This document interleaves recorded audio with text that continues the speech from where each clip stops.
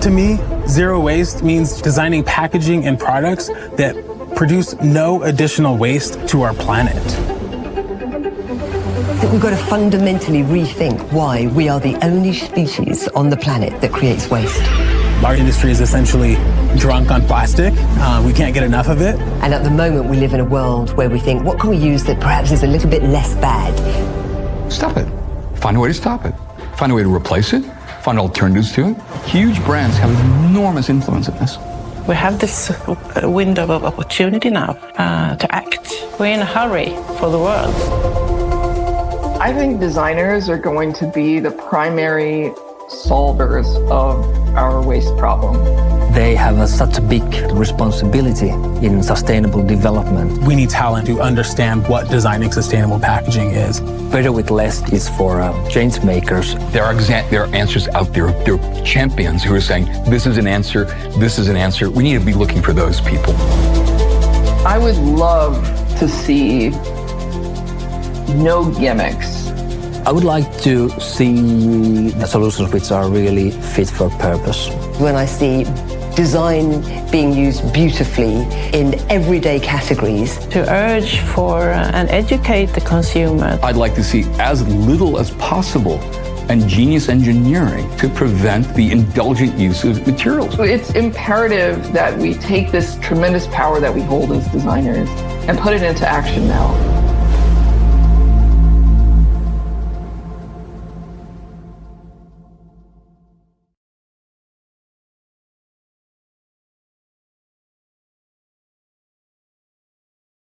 Hello, everyone, and welcome to Dieline Decoded, where we gain insights and inspiration about packaging design, production, and sustainable solutions for our industry and, in fact, for the world. Today, we're speaking with Ilkka Harju from Metsä Board. Metsä Board is the European-based manufacturer of fine paperboard. Ilkka's in Finland with them. Ilkka is the packaging services director at Metsä Board, and he leads their packaging design team responsible for the European and Asian markets. Before joining the team in 2018, he was responsible for packaging design and innovation needs for various companies. And he's renowned for pushing design boundaries by working collaboratively with other designers and technology experts, specifically around the role of responsible design, technology, and renewable raw materials as a tool for a healthier environment. And in 2017, he received a World Star Award for his jewelry packaging design. We're so happy to have him here with us today. Welcome, Ilkka.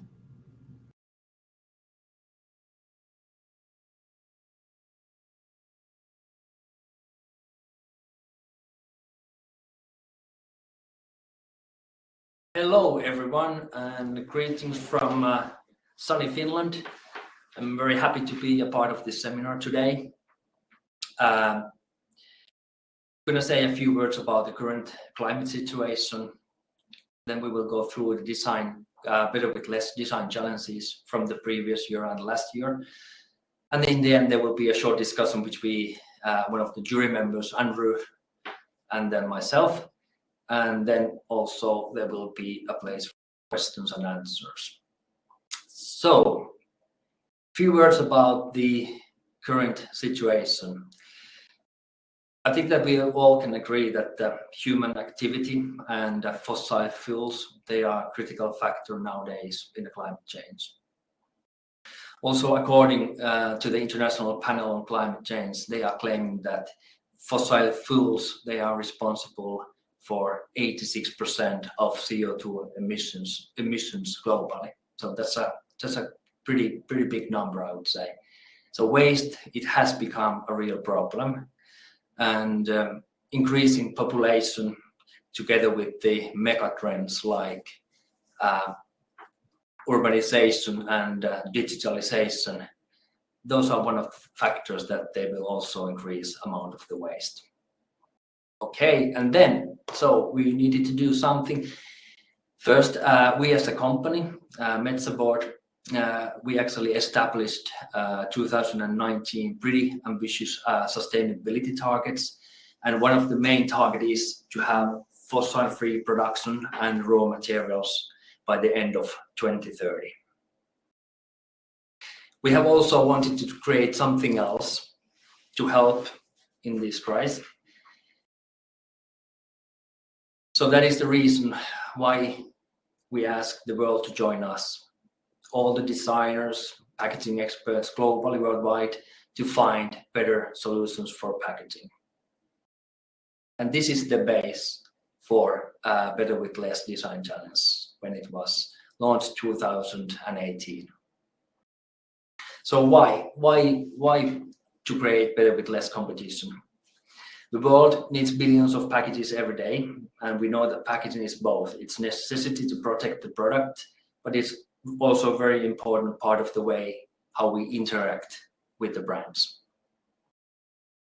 As the consumption of the packaging grows, the world needs more innovative packaging solutions. So it means that we need to involve technology experts, packaging manufacturers, raw material suppliers, and the designers to create, and also the brand owners to recreate new packaging solutions. This is a common journey across the packaging industry, and the environmental impacts can be reduced, for example, by making packaging lighter, using renewable materials, and making all the packages recyclable.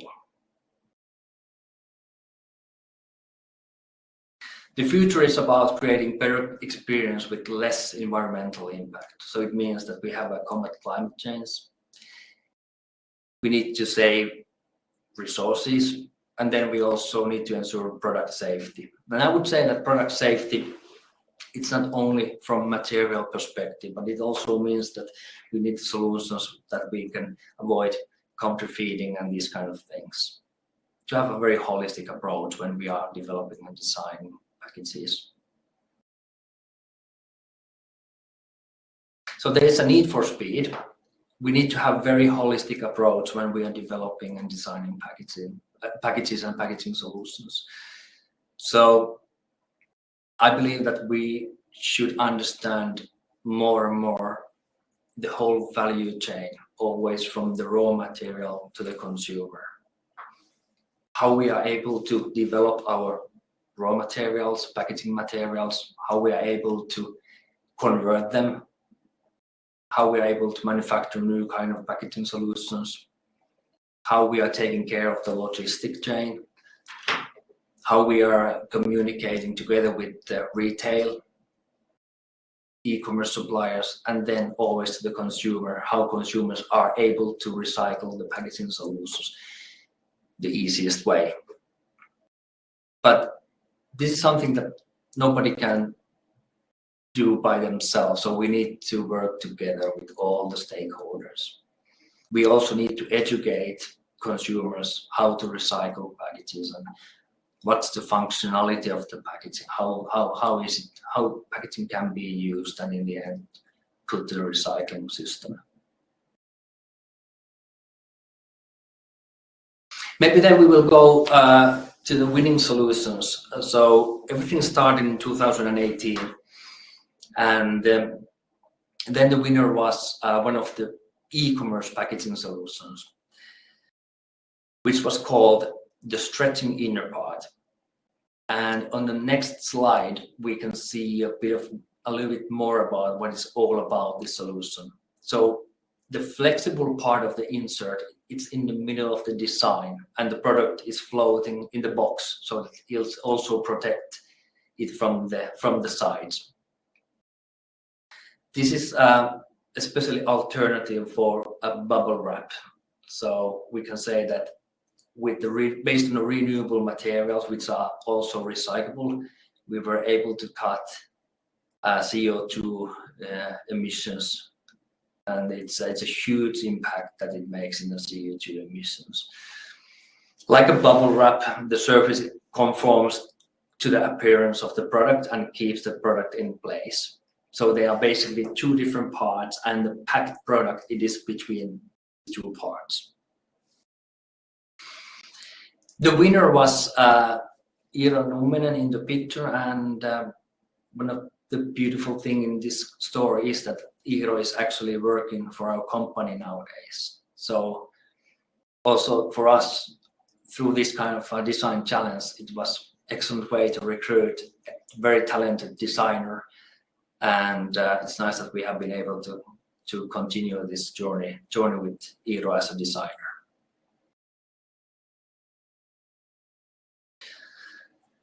In 2019, 2020, just before the COVID, we had a design contest where we were looking more sustainable alternatives for food packaging. And the winner was very nice, simple, expandable eco-street packaging, street food ware to replace single-use plastic. So we are having actually the paper plate made from the folding box board, and it is die-cutted and having a crease line so that it can be folded in different positions, so it can be also used for many different kind of foods. And one of the great things in this solution is that we were also able to replace PE-coated paper plate with dispersion-coated ecological barrier board, so to making it very ecological option. And then there are the pictures of Christine and Goni, the winning designers of the winning solution. Last year, so right after the COVID period, we did launch design challenge having a theme, zero waste packaging. And as we know, consumer behavior has heavily shifted towards online consumption and home delivery services, which actually the pandemic has only accelerated. So the amount of the waste generated is also rising heavily, and we need to reduce waste by changing the way we consume and use the packaging. And by designing for easy recycling, that's the best way to do it.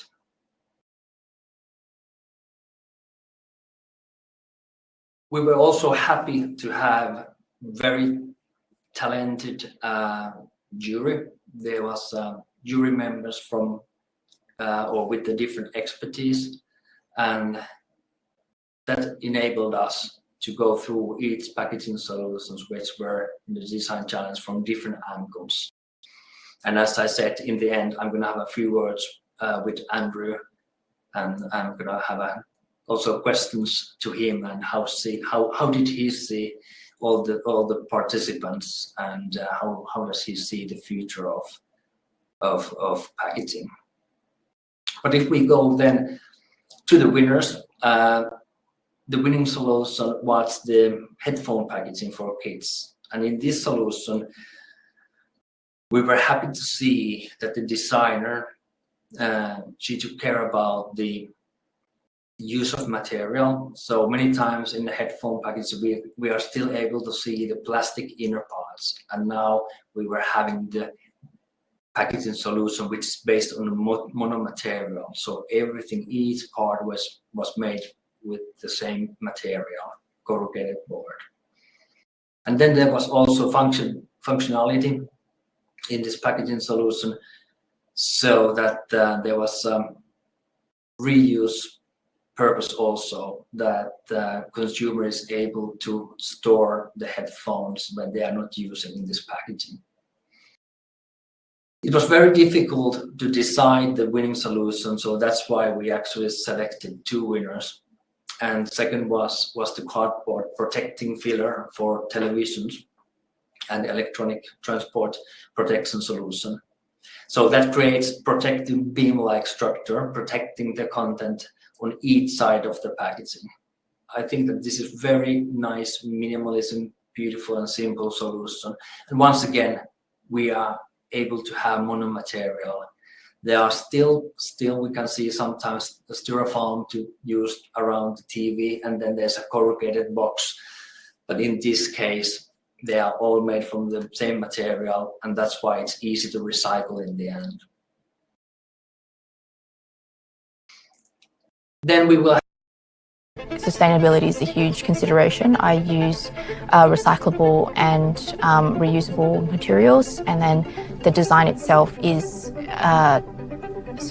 it focuses on reusing the product, storing the product so that it maintains a good value in good condition so that it can be shared amongst siblings, cousins, friends, or even donated or sold to the next user. Because it is a junior headphone, I would like it to, I guess, live longer past, the first initial user.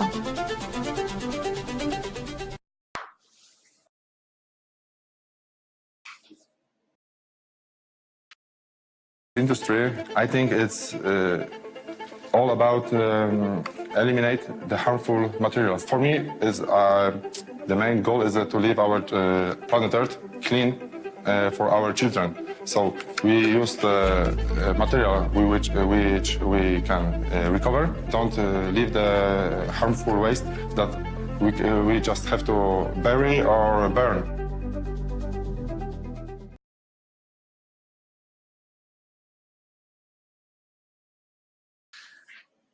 That's how they think about the packaging and circular economy. Very nice words. Then we had also third place and the student award.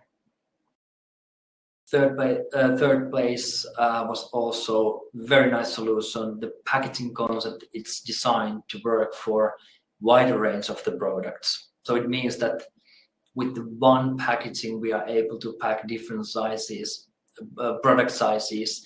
It means that the number of the packaging items, they can be reduced when they are stored. Then also, I would say a little bit future solution, zero waste medication blister pack, which was a student award winner, is about the packaging for the pharma industry that aims to replace the plastic and aluminium, which is very often used in medication packaging, so that it would be replaced with the paperboard. Once again, we are dealing with the monomaterial, but of course, nowadays we all have to be honest and realistic that there are certain issues that still need to be solved before we are able to go to this direction. But anyway, it's very futuristic and a nice solution. We also wanted to have honorary mentions. So pretty out of the box idea, I would say, this totally bananas packaging, where we are seeing the packaging as the skin as a packaging, which is protecting the product itself. And if, as you can see in the picture, actually the print and the artwork, or print in this case, it's printed on directly to the banana skin. Then we have a flower and a flower packaging, and I would say this is quite a new way of packing. Somebody can say that is it overpacking to put this kind of, for example, rose to the package, this kind of package. But to me, it's more like a card, so that you are able to give the card and the flower in the same package. So I would say pretty minimalism and nice way to add value for the separate rose, for example. So that's about better with less design challenge and the winning solutions. And next we will have a short discussion between myself and Andrew. And also there will be a place for questions and answers. But so let's continue with Andrew then.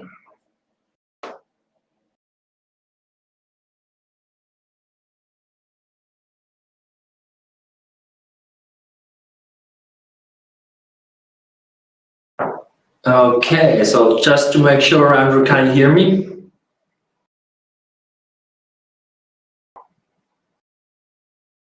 Unfortunately, I can't hear your voice. There we go. How's Hey. that? Okay, now it works. Good. That was great. Thank you so much for that. I really appreciate it. Good. Thank you. Thank you. So as promised, I have a few questions. As one of the judges in Better with Less competition, how about what were you most impressed by, and also what were you looking for in the beginning, and then again, what do you think? What would you like to see moving forward Yeah, yeah. I mean, overall, I was really impressed by the just sheer ingenuity of the designers of so many of the projects submitted. There were so many incredible solutions that were all free of single-use plastic. Um, as a jury member, I looked for innovative solutions to everyday packaging challenges. And one of the joint winners, the cardboard protecting filler, is such a great example of such a simple and efficient solution that is just kind of hard to believe it didn't already exist. It's these types of solutions that are simple, that are scalable, that really will have the power to change the world. So that's kind of what I was looking for as a jury member. Excellent, good, thanks. Then also there has been a lot of discussion about the packaging industry and the collaboration. So what is your opinion? How should designers and brands work together so that we could see more and more sustainable packaging solutions? What's your opinion? I mean, brands and designers are the key to transitioning our world away from single-use plastic packaging. For brands, there has never been a better time to invest in plastic-free packaging. And for designers, I always say there's never been a better time to be a packaging designer. Because we are in this shift to sustainable packaging on an industry-wide level, it's really opening up just huge opportunities for both brands and designers. There was a recent survey that came out that showed that 83% of Gen Zers and millennials are willing to pay up to 40% more for sustainable products.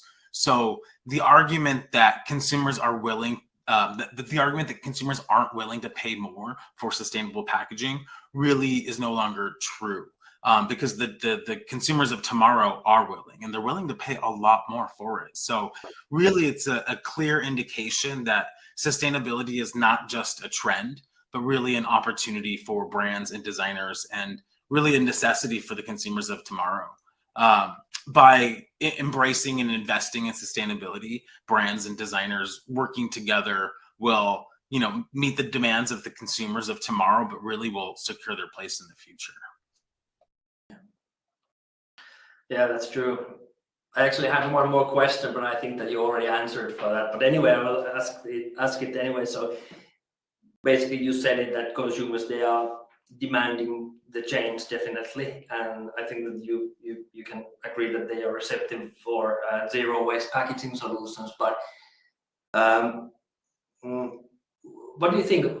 What role does education play in this situation? Yeah, absolutely. So I always say, and this is from my founder of Plastic Planet and co-founder plasticfree.com, Sean Sutherland. She always says, consumers buy what brands sell them. And it's really as simple as that. As brands all have a responsibility to sell consumers something better. And it's quite a simple thing. If a brand is not selling zero waste products, they're taking away that opportunity from the consumer that wants it. Consumers today are informed, they are educated, especially millennials and Gen Zers. We now know that 63% of consumers associate plastic with ocean pollution. So that means the majority of consumers all know that single-use plastic packaging pollutes the environment. We also know that 70% of consumers say that it's on CPG brands to make sure that their packaging gets recycled. And about 6 in 10 said that CPG brands should be penalized for producing packaging that harms the environment. Really what's happening is consumers are becoming highly aware of the packaging that their products come in. And education plays a big role in this. Consumers of today are highly, highly educated, especially Gen Zers and millennials, more so than any other generation. They're really putting their foot down with what they want as far as sustainable packaging and for what they want their products to come in. And for designers, education is everything. It is absolutely the most essential thing to pushing our world forward. I'm co-founder of plasticfree.com. It's a material and innovation database. And it's tools like these that designers need. So educate yourself is the number one thing I can say as a designer, is just to educate yourself on sustainable packaging to really secure your place in the future. Thank you. I can't see how many we are online at the moment, but I hope that there will be some questions and then we are ready to answer them. So yes, I've got questions from the audience. Yes. Our first one: what are some of the biggest barriers to creating zero waste packaging?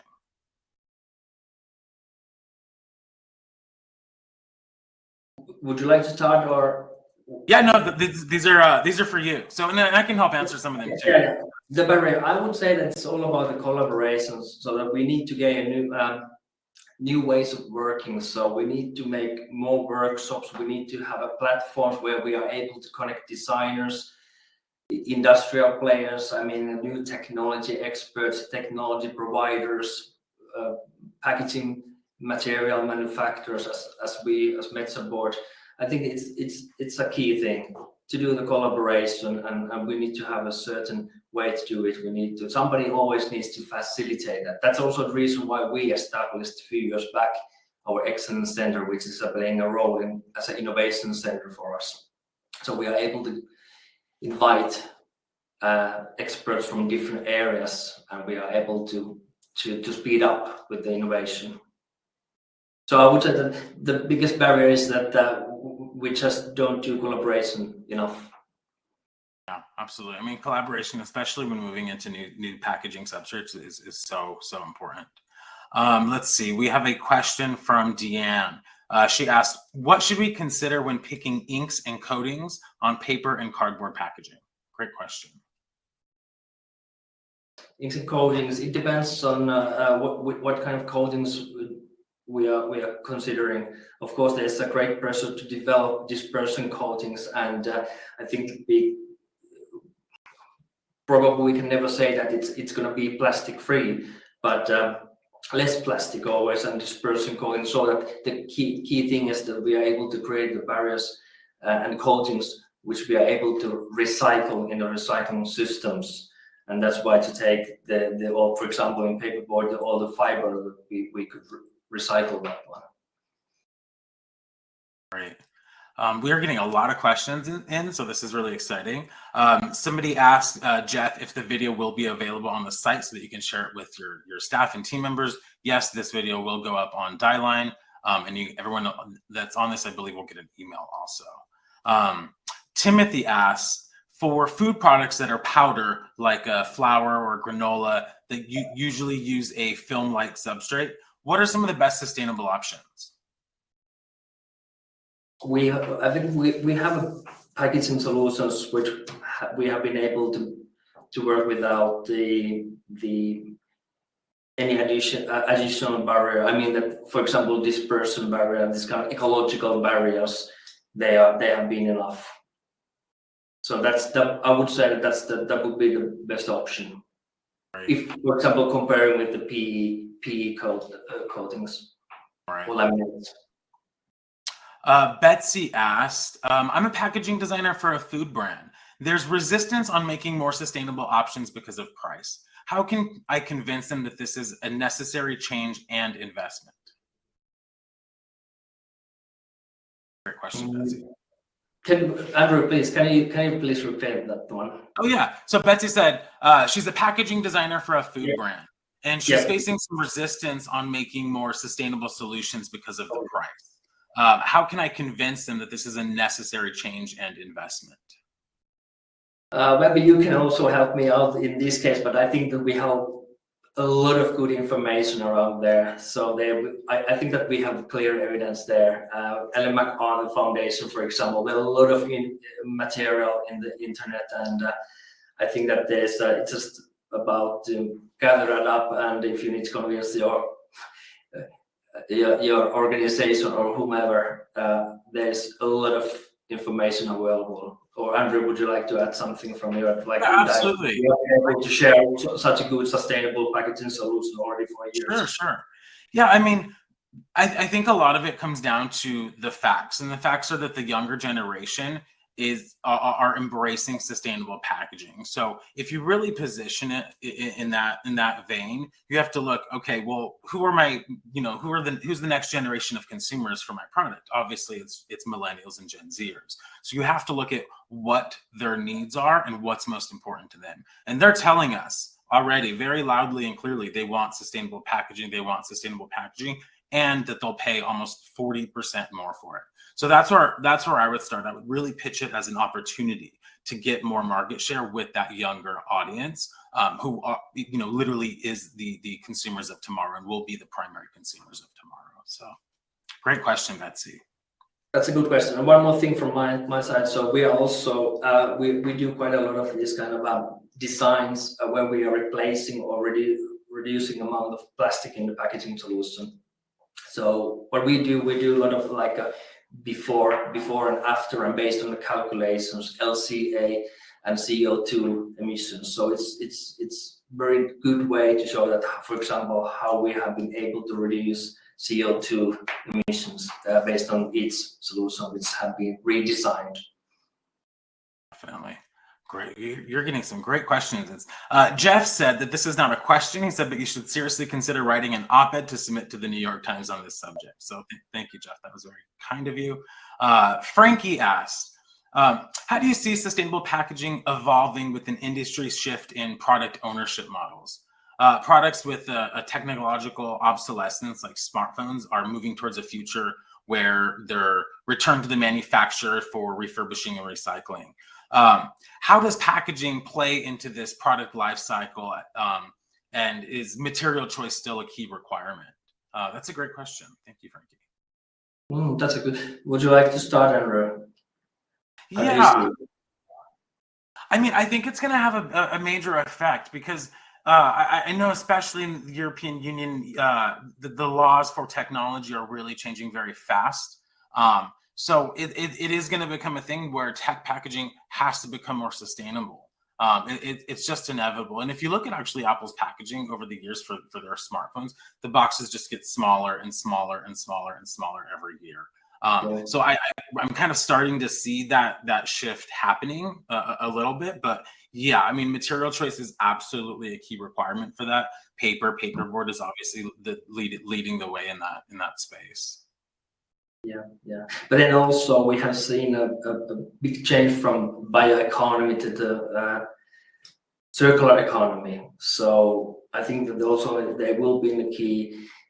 Even there's always place for different materials, but the key is about the recyclability. So that's the key. And then also right sizing, as you mentioned, we need to be able to design fit for purpose packages. Yep, exactly. Brett asks, how does paperboard play a role in sustainable packaging for liquids? Are there any plastic-free options? Not that I know. So we have already seen on the market there has been concepts and even some of the for example paper bottles they are on the market, but I haven't seen there's still a lot of plastic in those solutions, at least what I have seen. And somehow I don't know, but I believe it could be more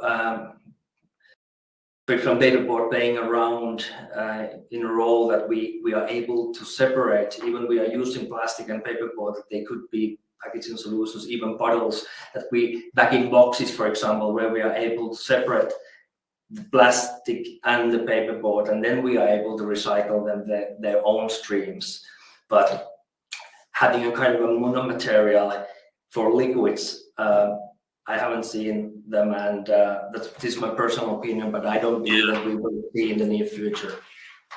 I think it will take some time, but I think, like you said, the bag and box, I think, is a great option for sustainability. It isn't a monomaterial, obviously, and it does use some single-use plastic, but it's significantly less. So as an option, it's a really good option. Yeah, a great field. One more comment. So great field to play. I think that there's a lot of solutions that we haven't seen based on the bag-in box. So, but what it means, we also need to have new technologies that how we are able to make these solutions we have certain bag-in-box solutions already been on the market for years, but I think there's a lot of place for new ideas. All right, let's see. Leandro asked, I see that Metsä's head office is in Finland. Which countries or regions do you currently provide service to?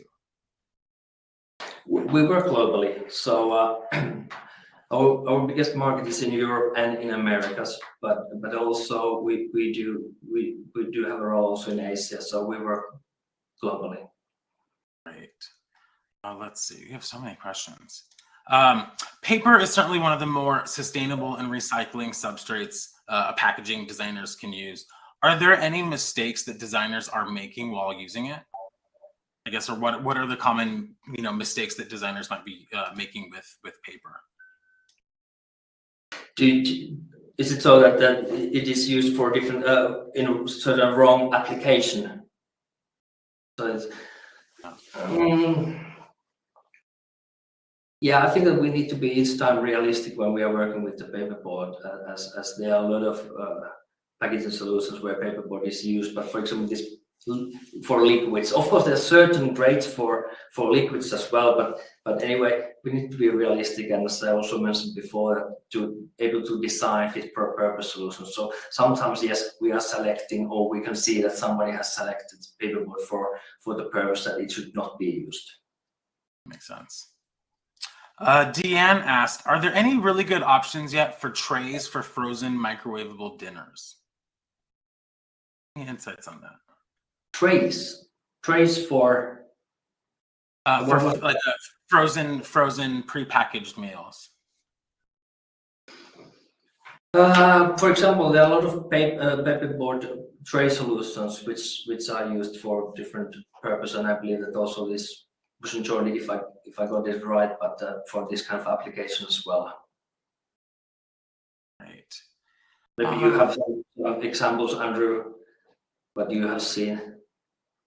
Yeah, I mean, there are a lot of great examples. I'm not sure if I've seen any specific. Actually, no, I have. There's an example on Dieline of a food brand. I'll have to find it. But yes, there is a food brand that just recently came out with 100% compostable paper tray for a frozen meal. So I do know it exists, and that is a possibility. So there's that at least. Okay, I think that's most of the questions. Last couple. Which of the winners of Better with Less do you think showed the most promise for actually being produced now? I think for me, I think it's the electronics one. I think that's just it's such an ingenious design. For me, it's a no-brainer, and it's one of those things. It's like, well, how does that not already exist? Like, surely somebody must have come up with that before. But when you see these little innovations that are just so simple and so smart, I think that's something that should be in production, yesterday.